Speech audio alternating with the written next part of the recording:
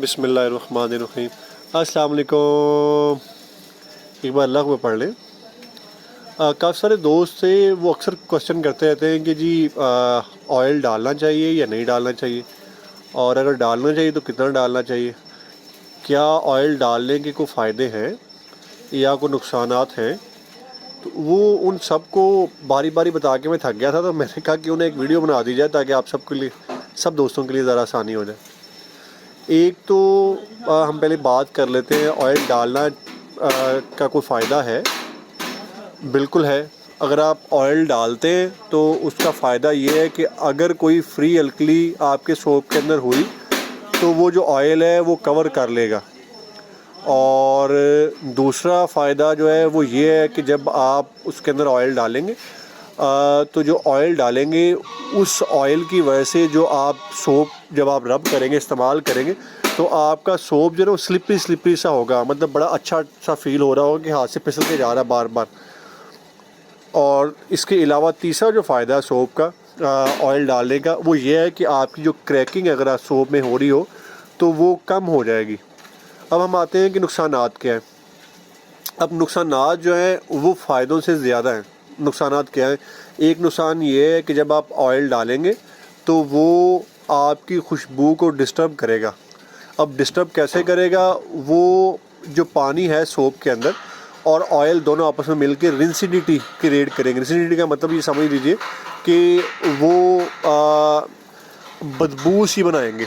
वो जो बदबू बनाएंगे, वो बदबू जो है वो आपकी खुशबू को ओवरकम कर जाएगी और आपकी खुशबू कम हो जाएगी, और वो जो स्मेल है एक बेस की वो ज़्यादा आनी शुरू हो जाएगी। पहला नुकसान ये है। दूसरा नुकसान, आप सोप जब बनाएंगे, सोप का जो भी कलर होगा वो कलर नहीं रहेगा, वो उससे ऑक्सीडेशन की वजह से दूसरी तरफ, मतलब डल की तरफ चला जाएगा, मैला मैला सा रंग हो जाएगा। दो नुकसानात हो गए।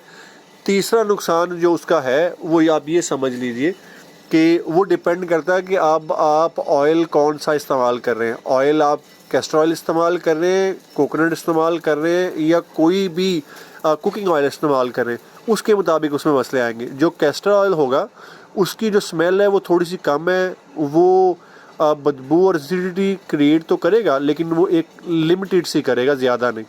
जब आप आते हैं कुकिंग ऑयल की तरफ, तो जो कुकिंग ऑयल है वो थोड़ी सी ज़्यादा आप कह लीजिए कि एसिडिटी क्रिएट करेगा। जो कैस्टर जो आपका है कोकोनट ऑयल, वो इन दोनों के दरमियान में करेगा। जो कोकोनट ऑयल की जो स्मेल है वो थोड़ी सी खुशगवार सी, अगर आप कोई स्वीट टोन इस्तेमाल कर रहे हैं तो उसमें तो वो कोकोनट जो है वो शो होगी। लेकिन अगर आप कोई तुर्श या कोई आप तेज़ कोई कह लीजिए कि कोई इस्तेमाल करें खुशबू, तो फिर उसमें जो है ये कोकोनट जो है वो इतना डिस्टर्ब नहीं करेगा। जैसे मैंने अर्ज़ किया, कैस्टर ज़्यादा बेहतर है, कोकोनट उसके बाद, और कुकिंग ऑयल सबसे नीचे, क्योंकि कुकिंग ऑयल के अंदर कंफर्म नहीं है कि उन्होंने कौन सा जो ऑयल है वो इस्तेमाल किया। 2-3 ऑयल्स मिला के अपने रेट के मुताबिक वो ओलिक या सनफ्लावर कुछ भी इस्तेमाल करके वो जो है वो ऑयल मिल जाता है, इसलिए आपको पता नहीं होता कि वो क्या है।